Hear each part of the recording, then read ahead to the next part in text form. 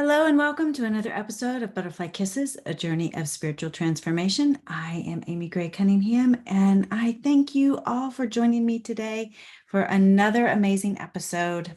And you're in for a great conversation today because I am chatting with Miss Meagan O'Nan about what it's like to be gay in today's world and what it was like for her coming out of the closet. We talk about her mental, emotional, and spiritual journey to self-love. It's an inspiring episode because she talks uncandidly about how her decision shook up her life and also those around her, and that by going home to Mississippi was the best decision she ever made for herself.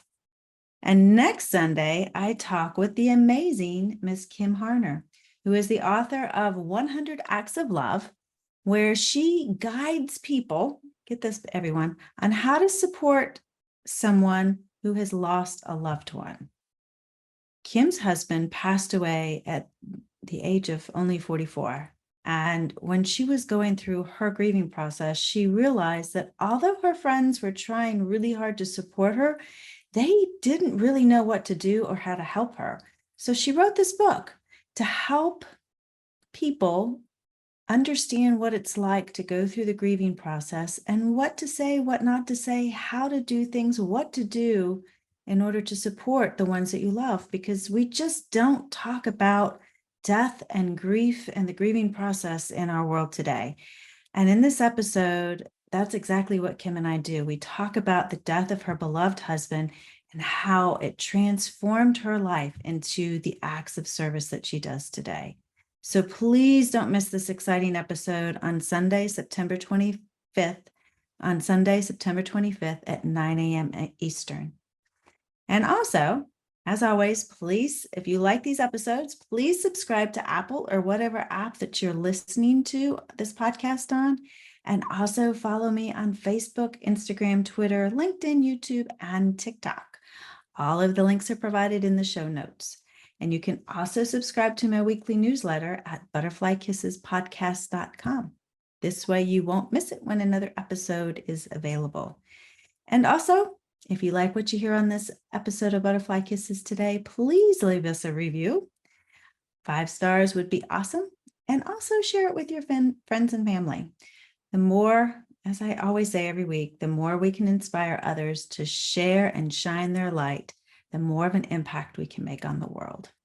So now please help me welcome Miss Meagan O'Nan. Meagan, thank you for joining us today on Butterfly Kisses. Thank you for having me. It's an honor to be here. I'm looking forward to this conversation. Yes. So tell us a little bit about who you are. You live in the heart of Mississippi. Yes, I do. I grew up here for the most part. Well, my parents grew up in Kentucky and moved us here when I was around 7 or 8 years old. Mm-hmm. And I ended up going to college at Mississippi State, which is in Starkville, which is my hometown. Wow. Okay. So I played basketball and softball at Mississippi State, went to graduate school at Mississippi State, and then had a big turning point when I came out of the closet and had a really hard time during that time period as far as just dealing with spiritual community here and telling my family, and just the whole experience was very traumatic for me. And I ended up leaving Mississippi about a year later to get outside of the pressure of culture and society here, to really find myself and find a way to be myself. And so I left for a while. I ended up at Florida State and then Miami and then in Colorado. And Colorado is where I met my wife 14 years ago. And it's where I published my first book. And about 2 years after meeting my wife, we got into this point, or I had gotten to this point personally, where I realized that, life was going well for me and I really liked it. And I had great friends and great support, but there was just still something inside of me that was needing to be healed. And it became very clear that until I came back to Mississippi to face my fears around being authentic and being here and being present, that I wasn't going to be able to have the fulfilling and whole life that I wanted. And it was a very scary thought at the time. And that was in 2010, but we took the leap, and Claire, my wife, who had never been to the South, moved down here with me, and we've been here for 12 years now. And now we have a beautiful little girl who's 3 years old, and we just live a very, I like to say, a very charmed life. It has been really hard and really painful and tough to face things over the years and have hard conversations, but it's all been a part of what I needed to do for myself, for my own healing and my own journey. And just at this place now where everything feels very sound and grounded, and we get to choose. And I don't know, we're just in this very empowered place now, and it's just really nice to be here. But it has definitely been a journey. Do you think that you could have done that or received that kind of life? Just let me see if I can explain or ask this question correctly. You came back to Mississippi to face these fears. Right. Could you have just faced those fears where you were at and just worked through that? Why go back to Mississippi? Why go back to? I think I would have faced them, but it would have taken me a lot longer. It was one of those things that's like, if I don't immerse myself and deal with this now, every time I come back, I was coming back to visit my family and they were visiting me, but there was always just this missing piece. There wasn't like that time together that was long enough to get to the hard conversations. It was always just, we're here for a short time. It's exciting. We're not going to talk about anything tough. I wasn't going to have to face, it was easy to be myself in Colorado because it was a more accepting place, or in Florida or whatever. And I was able to start fresh and start over, and no one knew who I had been before. And so I really, for me, and this isn't, I wouldn't say to everyone, go back to the place where you experienced trauma. For me, that's what I needed to do. And so it was just a very strong vision from God, like from spirit, like you have to go back if you want to heal. And I literally just listened to the calling, not knowing at all, what it was going to mean entirely for me. But it has been the best decision, and one that I do not regret. We have our home and our life and our businesses here, and our families are here. Claire's mom moved here from Seattle, and Merritt, our little girl, her donor, and his family are here. They're a part of her life. And so we have a very full, we're in a community that loves us and accepts us. And so, we've built a life that is full of meaning and purpose for us. And I think I could have done that somewhere else, but it wouldn't have been as deep as it is for me here. Wow. That's amazing. Congratulations. Well, thank you. It's been hard. It's been hard. And that's part of the spiritual transformation and the spiritual journey. It's going through the goo process of becoming the butterfly. The caterpillar has to go through the crawling on the belly and going through the hard part of being the butterfly, and then going into the cocoon process and literally transfer. The goo process is the hardest part of becoming the butterfly. Yeah. And then they become the most beautiful and magnificent creature. And that butterfly can literally change the structure or the air by flapping its wings on one side of the world and changing the weather pattern on the other side of the world just by flapping its wings. That's just incredible. And it's a beautiful imagery I just love that. Thank you. So, you are the butterfly. And you continue to do that by sharing your story with people and your journey. Well, that's been a super important part of my journey, has been sharing my story. And I think you had mentioned that I'm a storytelling expert, and I attribute a lot of my healing to storytelling, to sharing myself and being vulnerable over the years with different audiences in Mississippi, because it's given people a chance to hear someone's heart and what I went through, and it created conversation and connection because of that. So stories are a powerful, powerful tool for connection and cooperation. And you tell in the book here, it talks about, who am I to tell someone else what their sin is? And what the heck, who are we to tell anyone if their choice is or isn't okay? I mean, I Yeah. highlighted that, underlined that. I'm like, who are we to do that? And then you go on to say, and I didn't see it then, but in loving them and not agreeing with their choice, I was putting up qualifiers around my love and judging their choice as not okay. Right. Love sees only love. Love is always supportive, respectful, accepting, honest, and willing. It doesn't use qualifiers like but. So I wasn't really loving them, at least not in the way I see love. And for you, you were talking about in the book that you would talk about people would come up to you and say, Meagan, I love you, but I love Right. the sin, or I love the sinner, but not the sin. Right. Yeah. Um, And that's kind of the birth of this book came from that experience. Courage agreeing to disagree is not enough, because being on the receiving end of that, it doesn't feel like unconditional love. And then it creates this wall between myself and this other person, and tension in that relationship where I don't feel safe. mhm, And so it's something, especially when I first started coming out and experiencing this, like, and like droves of people saying the same thing to me, it was like who I had been as a person didn't matter anymore. It's like I suddenly became a label, mhm. and who I was beyond that was forgotten, because all they saw was the label, the sin, whatever their perception was at the time, and all in good intention. I know they were Mhm. doing it from love, but it wasn't loving for me. And so I've really tried to pay attention to myself going forward, and not reciprocating that kind of love to other people. And I know I have, and I've got a million stories to back that up.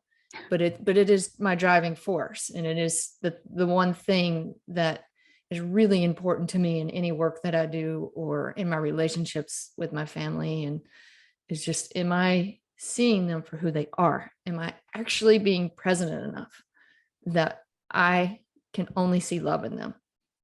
And so that can be hard when you disagree on things. I don't agree with everything every one of my family members' beliefs, but Mhm. can I see beyond that? And you can, like, we can do it. We just don't want to, because we're attached to our own reasons for control and a need to see the world. So we're all different for a reason. And I'm a huge advocate for live and let live, just because I know what it feels like to be the one that wasn't allowed to let live. Mhm. Well, and it's interesting because everyone has their own experiences, their own beliefs, their own way of looking at things. Yeah. Everybody feels they're absolutely right, and they're right in their own beliefs. And for all intents and purposes, they really are, because Yeah. that's the way they were raised, that's the way they believe. And for them, that is completely accurate, and that is completely right. 100%. Yeah. And then you have somebody else who comes along and they were raised a completely different way, and they have a completely different belief. They come from a completely different world. There's people that live in rural areas in a completely different country who's never seen a cell phone. Right. They have absolutely no clue what a cell phone is. Yeah. And until it comes into their view and their perspective, they have no idea what it is. Yep. And then how And does it shift their view and their perspective once they get to know it? So it's so complicated. yeah. It can become so complicated. I mean, the answer is so simple. Be present, listen, and try to put your own filters away and just be with that person and see what you see. But it's hard when things are so charged, and we all think we know the answers to how the world or how things should go, how policy should change or should not change. We're all having these very important discussions right now, and can get very caught up in the details and forget the basic necessity, which is to be with each other and love, and be in that kind of energy, so that it can then reach out and flap its wings and go further. So it's so easy to get caught up in fear and not love. So Did you ever think 14 years ago that you would be in the place that you're in now? I hoped I would.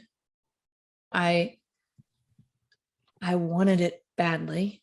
There was a time, and it was around 2008, right before I met my wife. And I was just in this really bad place. I mean, just really low, super depressed, got out of a bad, emotionally abusive relationship. And I went down to a place called Horsetooth Reservoir in Fort Collins, Colorado, and went down near the water in the reservoir, and just remember looking up at the sky and screaming at universe, I just want to love the way that I love. And it was just this calling out and this knowing that I deserved it, and I had no idea how I was going to get it. And at the time, I didn't mean a partner. I just wanted that kind of love in my life. I wanted what I gave to come back to me. And it meant years of being able to receive it and let it in. And so breaking down my own walls so that I could then let love in. But that was a turning point for me in just calling it out, and then just trying to trust one step after the other where I needed to go and what I needed to do. And so, like I said before, it's been a journey, and it's something I believed in deeply. I knew I could have it, but I didn't know what it was going to look like at all. Mm-hmm. Do you think that our world, our community, our livelihood, or our lives could in 14 years from now look more like your life now than it did 14 years ago? I hope so. Same answer. I think we all have to want it so badly that we're willing to look at ourselves, and we're willing to do the work we need to do so that we are not living in fear about every little thing that's happening. But it's going to take a collective consciousness basically to do that. And I mean, I'm constantly working on myself, and my wife is constantly working on herself. We're constantly working our relationship. So I feel like the simple thing for people to do is just focus on your little family, focus on your community, and do your best to have the best relationships possible, and have those hard conversations, and focus on just putting love and into those. And I feel like it's reachable if we can just focus there instead of focusing so outward on what we think the answers are. Because I mean, who knows what it's going to be like in 14 years, but if we all had that intimate and that kind of intimate of a focus and intention, I think that would be really meaningful for change and for wholeness for all of us and connection going forward. Well, that brings it. How do you go about having those type of conversations, especially with somebody who may or may not necessarily want to have a hard conversation with you? It's a great question. And that's true. Not everybody is willing to, and that's okay. You know, everybody needs to have their process and their time. And some people aren't ready, and maybe they'll be ready in a couple of years, and maybe they won't. And we have to give people that freedom. But for me, what has worked over the years is, and I've had a lot of people who haven't been really ready to have those conversations with me, and, you know, and we haven't spoken since, and that's okay. Like, we have to be okay with the fluidity of relationships, and how, you know, you can put your best foot forward and be there and be present, but not everybody is willing to receive that. But I think for me, what's worked over the years, just being very intentional about sharing my story from my perspective and my feelings, my emotions. I mean, this is counseling 101 in a way, but it really is the best way to connect with someone else, is especially if it's around a hard concept like LGBTQ, gay marriage, those kinds of things, the kinds of conversations I've been having over the years in Mississippi with politicians and ministers and university representatives. I always just put my foot forward and said, hey, this was my experience. This is what it felt like. And I left the door open for, you know, I didn't say this is how things should be. I didn't blame and say, this is your fault. I just said, this was my experience, and this is how I was hurt. What can we do going forward? How can we work together? And then they would share their stories, and they would open their heart to me. And then we were able to bridge the gap from there. And so that's how I approach tough situations and why I love storytelling so much and why it's become my career is because I've seen the power of how it opens doors instead of closing them. What kind of bridges have you been able to cross? Or Let's see. Well, I'll give you a couple. So one is a personal relationship with my mom. And I think in the book, it's the letters that we exchanged. I had gotten to this point in our relationship where things still felt hard. And I had perceived my coming out experience as one where I felt like I was rejected in a sense, even though she didn't shun me, she didn't push me away and all of that. She was emotionally distant just to deal with her own stuff. Mhm. And so we both wrote letters to each other about my coming out date and our own perceptions and our own experiences and our own feelings. And we exchanged the letters. And then we had a follow-up conversation, which was really powerful for me because it made me realize that she was in fear for me. She was in fear for how I was going to be treated. And I didn't realize the magnitude of that for her until I read that letter. And I was able to tell her, hey, Mom, I felt rejected in that moment. And she was able to say, hey, I'm really sorry. That's not what I was doing. I was just really scared. And so there was this really hard conversation, and we chose to do it in our own way that was meaningful for us because we're both writers. And we made a lot of headway there and had a lot of healing from there. And we're like best friends. We've always been best friends, but we just had some really tough years and we both wanted to get back to that. So that's how we dealt with that. Another one is Starkville wanted to have its first Pride parade. And this is in a bigger sense, another example. And the parade permit got shut down by the city council. This is in 2018. So this wasn't that long ago. Oh, wow. Yeah. And it became a national news big deal. We started getting support from everywhere. And the city council was going to vote on this permit again. And the LGBTQ community asked me to speak to the city council before the vote. So I was going to be the very last speaker. I had 10 minutes and I had to put my best foot forward. On the panel was someone from my high school who was vehemently against any LGBTQ rights related. And we had our mayor who was at the forefront, who was actually gay. And it was just this wide range of a panel of people. Two of them wouldn't even look at me. And I really just told my story. And it opened the doors for a flood of conversations afterwards. And they ended up voting the permit through and we had our parade. But I came at that speech from a perspective of, I want to build a bridge here. What do I need to say to build a bridge here? And so that's how I approached it, was through sharing my story, offering to welcome anyone who wanted to walk in the parade with us. And basically just saying, isn't it time that we all just stand together and find a way to support each other? And I had like the Catholic priest came to my office one day and just sat down and said, hey, I want to help. What can I do? What can our congregation do to help your community feel more validated? And then another Baptist minister, same thing, messaged me on Facebook. Hey, I'm really sorry you had that experience. What can I do to help in my congregation to help my community feel more validated? And so there was just this trickling in of people who wanted to help.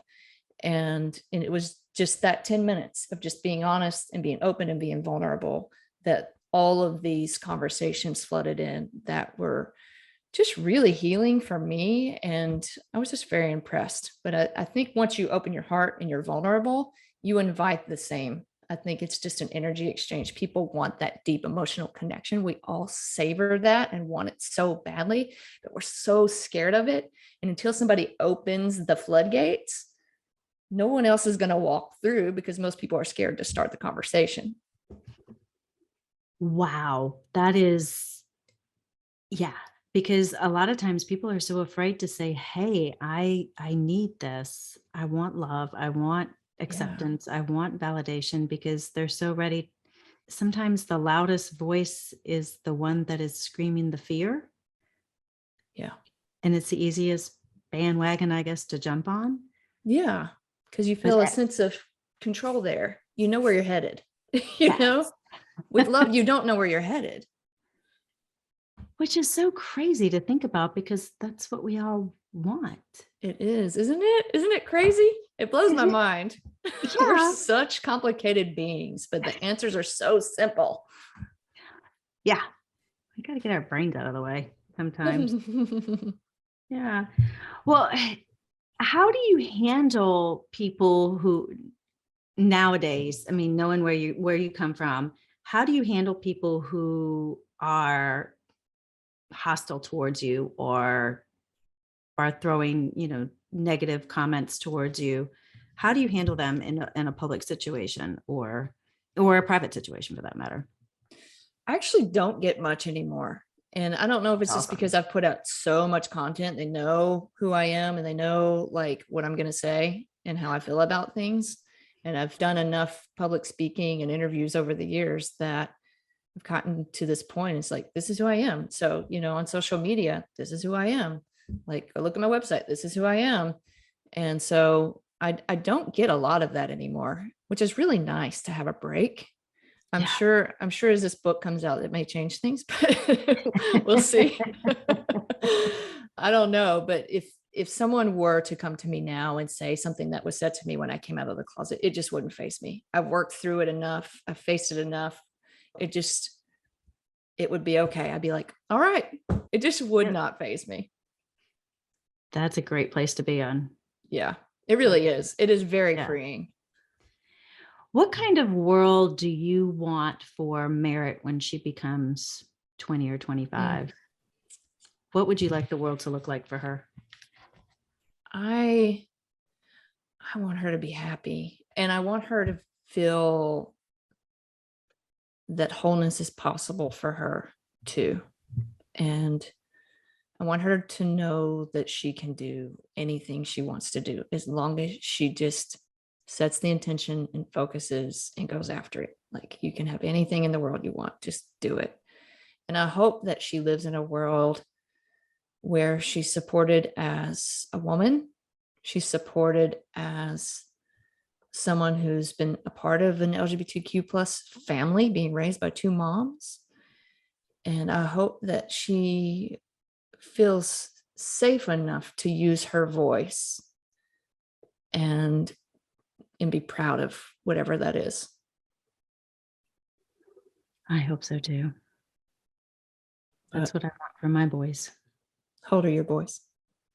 Well, they're 27 and 26 now, so. Those mid-20s are hard. Yes, they're still coming into themselves, but they're getting there. That's awesome. But and one of the things that I ask a lot of people who have come through trauma and tragedy, would you change how things have happened to get to where you're at now? The journey that you've gone through. I don't think so. Any of it? No, I mean, I wish I would have believed in myself more earlier on. I think if there was anything that I could change, that would be it. I wouldn't change how things happened.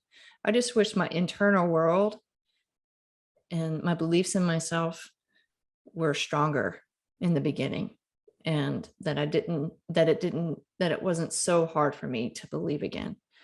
That's the only thing that would be nice to have see different, but that was also a part of the journey. But I wouldn't change like the path, because I don't think I'd be here now if anything had been different along the way. Any of the choices that you've made. Yeah. That's so beautiful. What about forgiveness? Because we were talking about forgiveness earlier. How has forgiveness played a role in your life, in the choices that you've made and the path that you've gone down? How was forgiveness, forgiving those that have hurt you and forgiving yourself? Yeah, that's the big one, is forgiving yourself, right? I think for me, there's a story I tell. I don't know if it's in that book, but it's definitely in the new book, that the hardest part of my coming out day was being confronted by my spiritual mentors from the Fellowship of Christian Athletes at Mississippi State. and them sitting me down in the chapel and giving me this whole talk with quotes, and then I was going to hell, and just this whole experience of just feeling smaller and smaller and smaller and smaller and less than as they kept talking, and then finally surviving, listening to it, not saying a word the whole time, starting to leave the chapel. And then they get to the point where they say, okay, Meagan, so are you still in a relationship with a woman? And at the time I was, but I just wanted to get out of that dynamic. And so I lied in that moment and I said no. And it ended the conversation and moved things along so that I could just go be. But I think if there are, it was that I wish I had just said yes, because the sin then, quote, I use quotations there, obviously, Yeah. but nobody else can see that. So the sin for me was that I went against who I am. I have lied about who I am so much over the years and developed such a deep wound of shame that I then had to climb out of. And so to forgive myself for not just owning who I was, I understand it because it was a traumatic thing that I went through, and I was trying to protect myself and I was trying to survive. But I also have had to work through forgiving myself of not just saying, hey, I'm Meagan, I'm gay. Yes, I have a girlfriend. And when we first moved to Mississippi, I hid my wife from our landlord. I was still so full of shame and so scared of how I was going to be treated in my hometown again that I could not see outside of that. And so it just took a lot of courage to work through that and get out of that habit of lying about who I was so that I could start believing in myself again. And so there's been a lot of self-forgiveness work just around that, being authentic, being myself, being who I am. And then there's also that other piece of forgiving others for how they treated me and revisiting some of those past relationships and having some of those harder conversations. I'd spoke at National Coming Out Day at Mississippi State, the very first one in 2013, which landed me a front page article in the local newspaper, which then led to a phone call from the Fellowship of Christian Athletes director, who was a different person, to officially apologize for how I'd been treated because I was very vocal about it. And I just told my story. I wasn't being mean. I just told my story. I just told the truth. And it ended up being like, we developed a relationship. We met several times. We talked through things. And so I say all that to say that storytelling has given me the opportunity to find forgiveness for others as well. And for every speech I've given and told my story, I've got a Christian coming up to me to say, I'm sorry you were treated that way. And so it's just been a journey of like realizing that everyone's a human being and everyone's doing the best they can. I'm doing the best I can. I don't always do everything wonderfully, and not everyone else is going to either. And it's a journey for all of us. And I just try to walk around with a forgiving heart always, because I know sometimes you're just having a bad day and we're all just trying to get through the moment sometimes. Sometimes that's all we could do is just get through the moment. Yep. What is, if someone is in a position where they have to have a tough conversation with someone, a loved one or a coworker or someone that they feel they need to have this conversation with, whether it's whatever tough conversation they need to have, what is one thing that you would suggest they do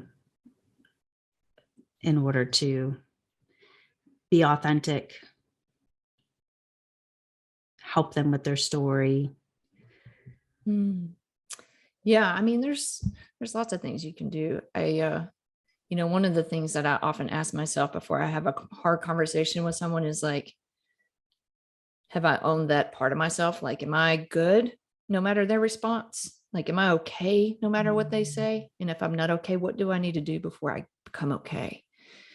And so that's one of the big things is like, have I accepted this story? Have I accepted that this happened that made this relationship tough? And so I always say, like, own it first, like accept it, own it first, and make sure you've gone through that so that when you get to the tough conversation, you're okay with whatever transpires. because sometimes, like you said, some people aren't ready for the tough conversation.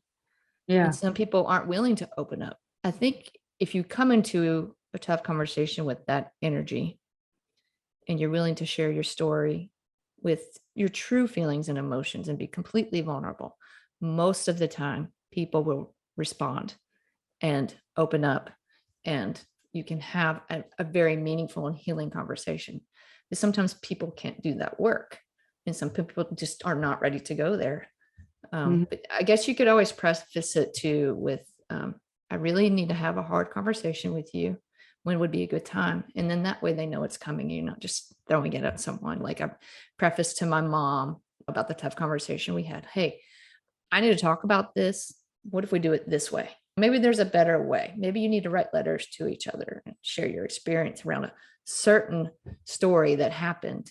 There's a lot of ways. Be creative with it if you're unsure. But no, going into the conversation, just be ready for anything, anything at all to happen. But come into it with love and a willingness to listen too, because tough conversations it takes two to tango.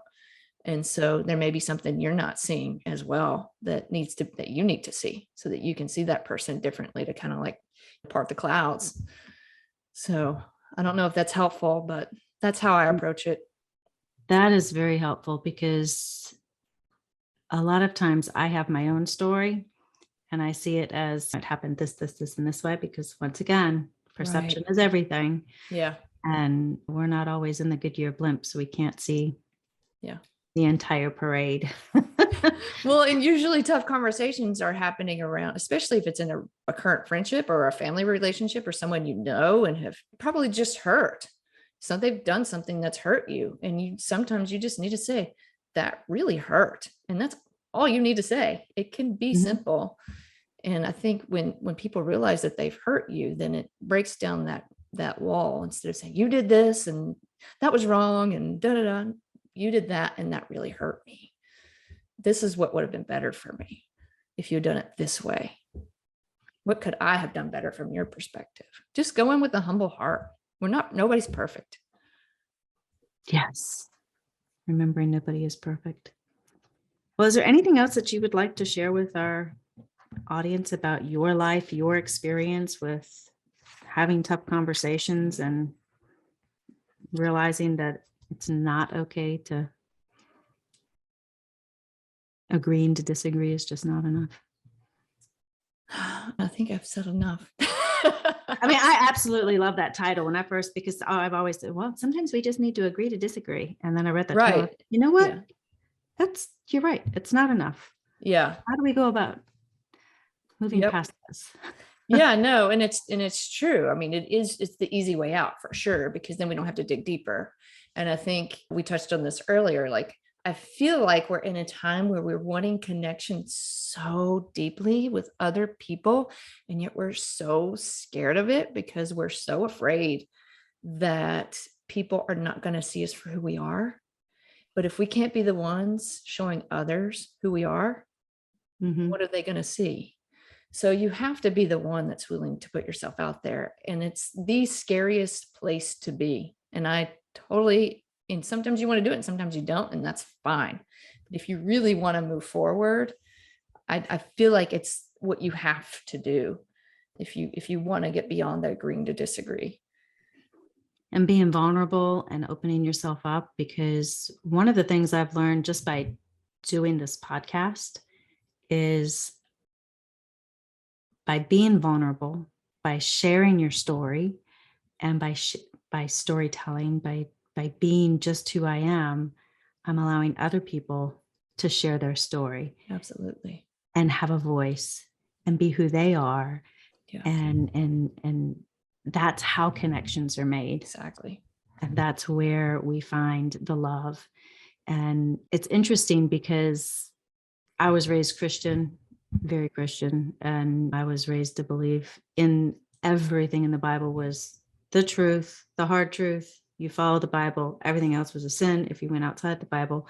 And Jesus was the first one to sit down with the prostitutes, the tax collectors. And he was the first one to say, love thy neighbor. Yeah. And he believed in love first and foremost. Absolutely. Yeah. And so if he can do it. It's inside all of us. It's like we're all recreated in the same image. I mean, we all have that part of us inside of us. It's just whether or not we want to access it. And it's just the accessing part I think we're so scared of, because we don't want to be rejected. And but then again, what kind of life is it if you're always living in fear of being seen? So it's been my life lesson, and it will continue to be my life lesson. And I think all of our life lessons are very similar in just letting people see who we are. But greatest of these is love. Yeah.